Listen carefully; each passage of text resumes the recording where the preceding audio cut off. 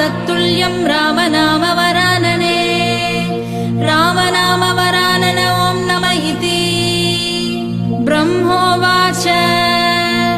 नमोऽस्त्वनन्ताय सहस्रमूर्तये सहस्रपादाक्षि शिरोरुबाहवे सहस्रनाम्ने पुरुषाय शाश्वते सहस्रकोटियुगधारिणे नमः सहस्रकोटियुगधारिणे नमः ॐ नमः इति सञ्जय उवाच यत्र योगेश्वरः कृष्णो यत्र पार्थो धनुर्धरः तत्र श्रीर्विजयोर्भूतिर्ध्रुवा नीतिर्मतिर्मम श्रीभगवानुवाच अनन्याश्चिन्तयन्तो मां ये जना पर्युपासते